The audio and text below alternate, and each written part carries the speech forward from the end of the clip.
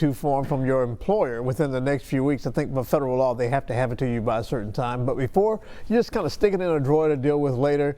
You might want to think about filing that return as soon as possible. And joining us to explain exactly why is Dr. Julie Heath, who is director of UC's Alpaugh Family Economic Center. And thanks so much for coming in. Thank you.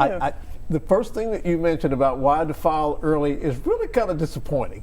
It's because you got scammers who are waiting to take advantage of you. So the earliest time you can file is 2 weeks from today, the 27th. And you should do it as soon as possible because, as you mentioned, an increasing form of identity theft is people filing your tax return before you can. And you might not even know it until you file it and you come back and they say, well, something's already been filed for you in that case, right? That's right. If that happens, you're going to get a friendly notice from the IRS, which says you've already filed. So you have to go through a very long, involved process, lots of paperwork, as you can imagine, and usually it's resolved, but your refund is delayed about 6 months. Now the reason that we probably are more familiar with in terms of why people file their taxes early is that they're due a refund and they want to get the money. But the earlier you file, I guess the better chance you have of getting it early, right? That's right. It only takes about 3 weeks if you file electronically to get a refund, and it takes about 6 weeks if you file a paper form.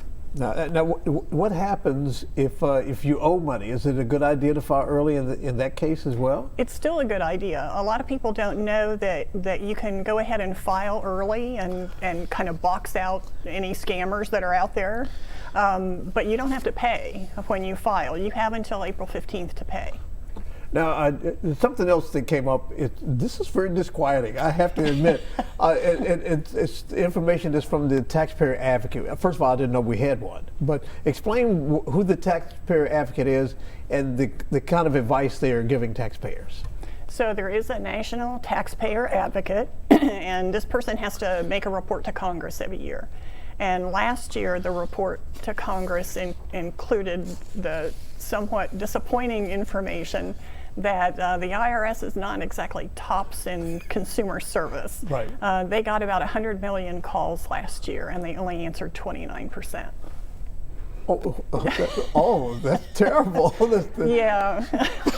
So you're taking your chances with it, but at least I guess for most of the people who may be watching this right now, they may be able to file their taxes for free. They can. If you earn less than $69,000, you can file for free and have the full tax preparation software that's available from the IRS.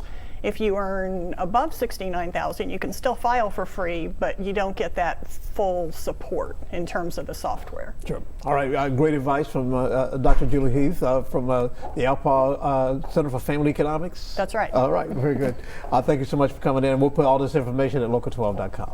Thank you. All right. It is 9:21. Let's check our weather. Here's Tara.